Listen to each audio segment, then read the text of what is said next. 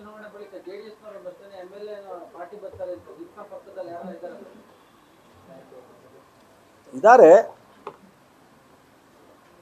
ಇದ್ದಾರೆ ಅದನ್ನೆಲ್ಲ ನಾನು ಇವತ್ತು ಹೇಳಿಕ್ಕಾಗಲ್ಲ. ಚುನಾವಣೆ ರಿಸಲ್ಟ್ ಮುಗಿದ ನಂತರ ಸೊ BJP JDS ಎರಡರಲ್ಲೂ ಸಹ ಚುನಾವಣೆಗಿಂತ ಮುಂಚಿತವಾಗಿ ಸಾಕಷ್ಟು ಜನ ಚರ್ಚೆಲಿದ್ದರು.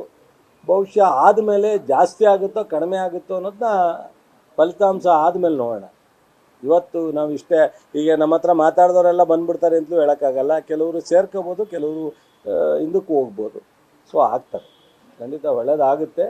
ಈ ಸಲ ನಮ್ಮದು 18ರವರೆಗೂ ನಾವು ಗೆಲ್ಲೋ ಅವಕಾಶಗಳಿದೆ.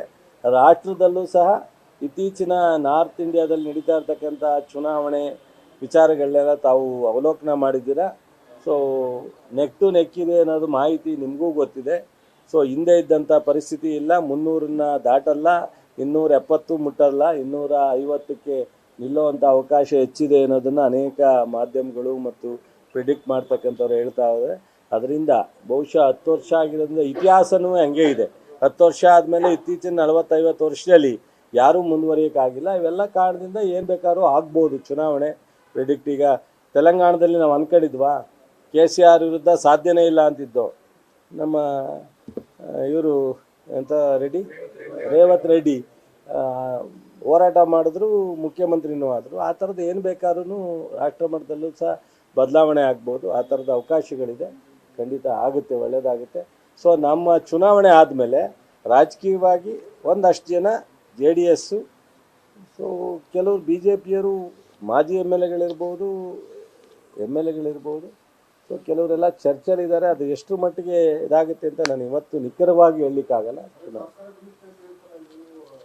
ಅದು ಜಯಂತ್ ಪಟೇಲ್ರು ಒಂದು ಹೇಳಿದರು, ಅದನ್ನು ಅವರು ಮಾತ್ರ ಹೇಳೋಕ್ಕೆ ಸೂಕ್ತವಾದ ವ್ಯಕ್ತಿ, ನಾವು ಹೇಳಂಗಿಲ್ಲ. ಹಂಗೆ ಯಾರಾದರೂ ಒಂದು ಪ್ರಜಾಪ್ರಭುತ್ವದ ವ್ಯವಸ್ಥೆಯಲ್ಲಿ 136 ಜನ ಇರ್ತಕ್ಕಂಥ ಒಂದು ಗೌರ್ಮೆಂಟನ್ನು ಬೀಳಿಸ್ತೀವಿ ಅನ್ನೋದು ದೊಡ್ಡ ಅಪರಾಧ. ಕಾನ್ಸ್ಟಿಟ್ಯೂಷನ್ ಸಂವಿಧಾನಾತ್ಮಕವಾಗಿ ಅದ್ರ ಬಗ್ಗೆ ಬಿಡಿಸ್ತೀವಿ ಅನ್ನೋದು ದೊಡ್ಡ ಅಪರಾಧ. ಮತ್ತು ಅದರ ನಂತರ ಈ ಥರದ ಹೇಳಿಕೆಗಳನ್ನ ಪ್ರಯತ್ನ ಮಾಡೋದು ತಪ್ಪು. ನಾವು ಏನು ಯಾರು JDSಯಿಂದ ಬಲವಂತವಾಗಿ ಬರಬೇಕು ಅಂತ ಅಥವಾ BJPಯಿಂದ ಬರಬೇಕು ಅಂತ ಡಿಮ್ಯಾಂಡ್ ಇಟ್ಟಿಲ್ಲ. ಯಾಕೆಂದರೆ ನಮಗೆ ಸಫಿಷಿಯೆಂಟಾಗಿ MLA ಇದ್ದಾರೆ, ಸರ್ಕಾರ ಕಂಟಿನ್ಯೂ ಮಾಡೋದಕ್ಕೆ ಉಳಿಸ್ಕೊಳ್ಳೋದಕ್ಕೆ ಅವಶ್ಯಕತೆ ಇಲ್ಲ. ಸೊ ನಮ್ಮ ಸಿದ್ಧಾಂತಗಳನ್ನ ಒಳಪಟ್ಟು ಬರ್ತೀವಿ ಅಂತಂದರೆ ನಮ್ಮದೇನು ಅಭ್ಯಂತರ ಇಲ್ಲ. ಅಷ್ಟಕ್ಕೆ ಬಿಟ್ಟರೆ ಅದಕ್ಕಿಂತ ಜಾಸ್ತಿ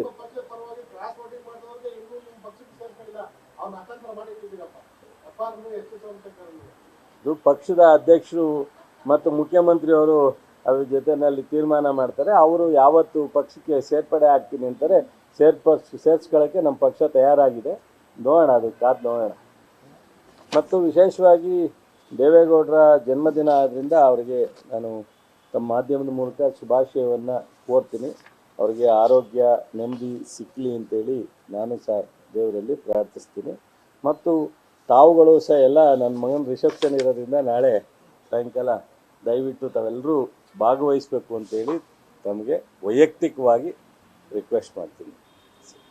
thank you sir. News first ನಿರ್ಭೀತಿಯಿಂದ ನಿಮ್ಮ ಪರವಾಗಿ.